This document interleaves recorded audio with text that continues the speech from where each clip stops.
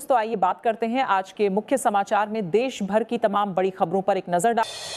मध्य प्रदेश विधानसभा में समान नागरिक संहिता यानी यूसीसी विधेयक पेश किया गया। इस बीच मंत्री गौतम टेटवाल ने सदन में बिल रखा। वहीं मुख्यमंत्री मोहन यादव ने कहा कि सभी नागरिकों के लिए समान कानून होना चाहिए और धर्म के आधार पर अलग अलग कानूनी व्यवस्था उचित नहीं है।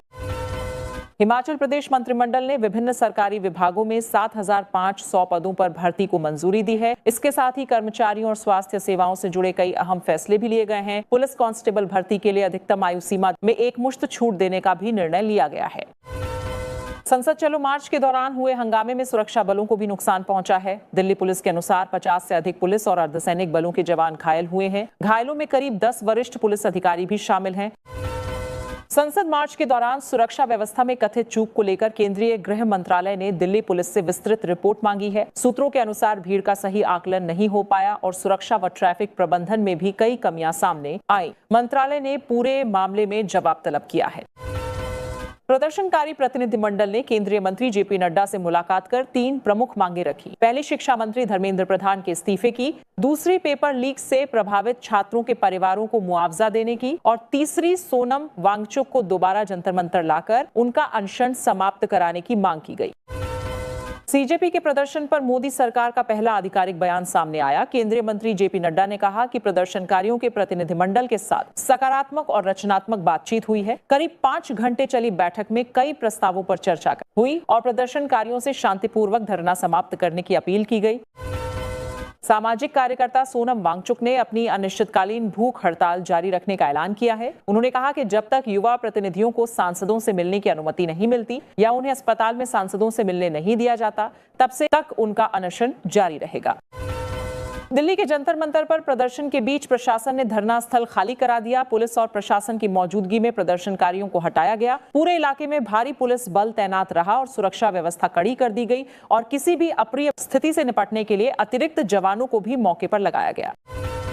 जंतर मंतर पर सीजेपी के प्रदर्शन के दौरान मंडी हाउस से करोल बाग और मंदिर मार्ग तक मोबाइल इंटरनेट बंद रहा। इसका असर ड्यूटी पर आए पुलिसकर्मियों और ऐप आधारित टैक्सी बाइक सेवाओं पर पड़ा। कई पुलिसकर्मी गूगल मैप न चलने से रास्ता भटक गए, जबकि टैक्सी और बाइक सेवाओं में किराया अपडेट और बिल जनरेट होने में दिक्कत आई। लोकसभा में नेता प्रतिपक्ष राहुल गांधी ने प्रधानमंत्री नरेंद्र मोदी पर निशाना साधते हुए उन्हें देश का सबसे युवा विरोधी प्रधानमंत्री बताया। उन्होंने आरोप लगाया कि पेपर लीक जैसे मामलों में सरकार कार्रवाई नहीं कर रही, जबकि आवाज उठाने वाले छात्रों पर पुलिस बल का इस्तेमाल किया जा रहा है। संसद जाने वाले मार्ग पर पुलिस और प्रदर्शनकारियों के बीच कई जगह झड़प हुई। भीड़ को नियंत्रित करने के लिए पुलिस और अर्धसैनिक बलों को काफी मशक्कत करनी पड़ी। कई पुलिसकर्मी घायल हुए। कई छात्रों को हिरासत में लेकर बसों के जरिए अलग अलग स्थानों पर भेजा गया। साथ ही पुलिस ने लोगों से अफवाहों से बचने की अपील भी की। प्रदर्शनकारियों के उग्र प्रदर्शन के चलते आकाशवाणी और पीटीआई कार्यालयों के आसपास सुरक्षा और बढ़ा दी गई। प्रदर्शनकारी नीति आयोग के गोला चक्कर तक पहुंच गए थे, जहां से पुलिस ने उन्हें पीछे धकेला। पूरे इलाके को सुरक्षा घेरे में लेकर अतिरिक्त पुलिस बल तैनात किया गया। नीट पेपर लीक मामले में भूख हड़ताल पर बैठे अभिजीत दीपके ने अपना अनशन समाप्त कर दिया। सोनम वांगचुक की पत्नी गीतांजलि ने उन्हें जूस पिलाकर अनशन तुड़वाया। वहीं सोनम वांगचुक को इससे पहले हाईकोर्ट के निर्देश पर इलाज के लिए अस्पताल में भर्ती कराया गया था। समाजवादी पार्टी प्रमुख अखिलेश यादव ने छात्रों के प्रदर्शन को लेकर केंद्र सरकार पर निशाना साधा। उन्होंने आरोप लगाया कि शांतिपूर्ण प्रदर्शन कर रहे छात्रों पर लाठीचार्ज लोकतंत्र के खिलाफ है। साथ ही अखिलेश ने कहा कि सरकार सत्ता के दौरान अहंकार में डूबी हुई है और छात्रों के भविष्य से जुड़े सवालों से बच रही है। जंतर मंतर के प्रदर्शन में सांसद चंद्रशेखर आजाद और अभिनेता प्रकाश राज भी शामिल हुए। चंद्रशेखर आजाद ने कहा कि अन्याय के खिलाफ आवाज उठाना उनका कर्तव्य है, जबकि प्रकाश राज ने छात्रों के आंदोलन का समर्थन करते हुए सरकार से संवाद करने की अपील की। मुंबई की एक विशेष अदालत ने समुद्री डकैती और अपहरण के मामले में 44 सोमाली समुद्री डाकुओं को उम्र कैद की सजा सुनाई है। अदालत ने कहा कि ऐसे गंभीर अपराधों में किसी तरह की नरमी नहीं बरती जा सकती। सजा सुनाए जाने से पहले सभी दोषियों ने अदालत से दया की अपील भी की थी। अयोध्या के राम मंदिर में श्रद्धालुओं के चढ़ावे की गिनती फिर से 2 शिफ्टों में शुरू कर दी गई है। हर शिफ्ट में 10 से 12 लोगों की टीम चढ़ावे की गणना करेगी। श्री राम जन्मभूमि तीर्थ क्षेत्र ट्रस्ट ने शोभनाथ मिश्र को नया गणना प्रभारी नियुक्त किया है। यमन के हूती विद्रोहियों ने सऊदी अरब के खिलाफ तत्काल प्रभाव से नौसैनिक नाकेबंदी लागू करने का ऐलान किया है। हूती नेताओं ने कहा कि यह फैसला आंख के बदले आंख की नीति के तहत लिया गया है। इस कदम के बाद क्षेत्र में तनाव और बढ़ने की आशंका जताई जा रही है। संसद के मानसून सत्र के पहले ही दिन लोकसभा और राज्यसभा में जोरदार हंगामा देखने को मिला। विपक्ष ने नीट पेपर लीक और राम मंदिर चढ़ावा चोरी मामले पर तत्काल चर्चा की मांग की। सहमति नहीं बनने पर दोनों सदनों की कार्यवाही कई बार स्थगित हुई और अंततः अगले दिन तक टाल दी गई।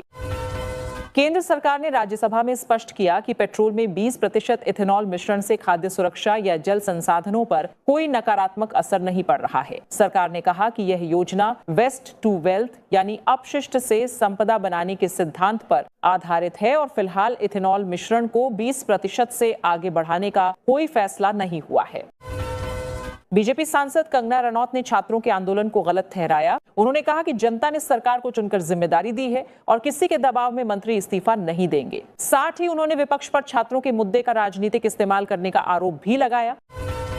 कांग्रेस अध्यक्ष मल्लिकार्जुन खड़गे ने राज्यसभा में छात्रों के प्रदर्शन पर सरकार के रवैये पर सवाल उठाए। उन्होंने कहा कि लोकतंत्र में छात्रों को अपनी बात रखने का पूरा अधिकार है और सरकार को उनसे बातचीत करनी चाहिए, न कि बल प्रयोग करना चाहिए।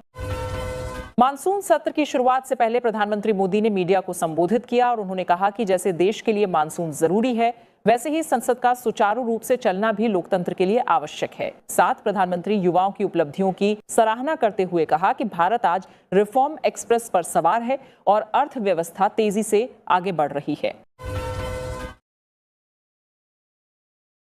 टीएमसी सांसद महुआ मोइत्रा ने संसद में टीएमसी सांसदों की सीट बदलने के फैसले पर नाराजगी जताई। उन्होंने आरोप लगाया कि सरकार ने सत्ता और विपक्ष के बीच नई राजनीतिक रेखा खींचते हुए बाकी सांसदों को अलग स्थान देकर लोकतांत्रिक परंपराओं को कमजोर किया है।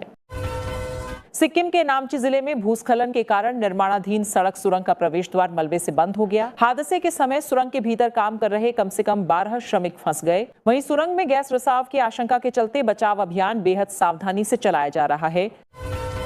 राम मंदिर चढ़ावा चोरी मामले में सुप्रीम कोर्ट ने उत्तर प्रदेश सरकार को नई एसआईटी गठित करने का निर्देश दिया। मुख्य न्यायाधीश ने स्पष्ट किया कि इस मामले में किसी भी तरह की राजनीति नहीं होनी चाहिए और अदालत ने साफ किया कि जांच अनुभवी वरिष्ठ आईपीएस अधिकारी की निगरानी में होनी चाहिए। वहीं इसकी अगली सुनवाई 27 जुलाई को होगी।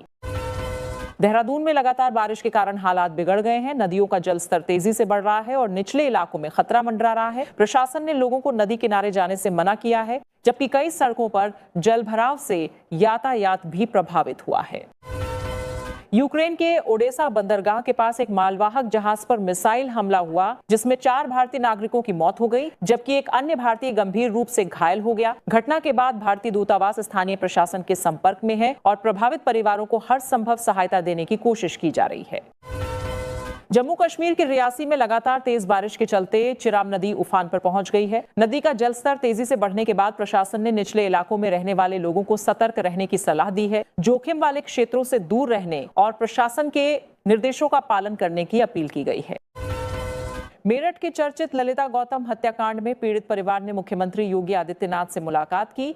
मुख्यमंत्री ने दोषियों के खिलाफ कड़ी कार्रवाई के निर्देश दिए और परिवार को 5 लाख रुपए की आर्थिक सहायता देने की घोषणा की। ऐसी ही ताजा और दमदार खबरें सबसे पहले देखने के लिए हमारा चैनल सब्सक्राइब करें और बेल आइकन जरूर दबाएं।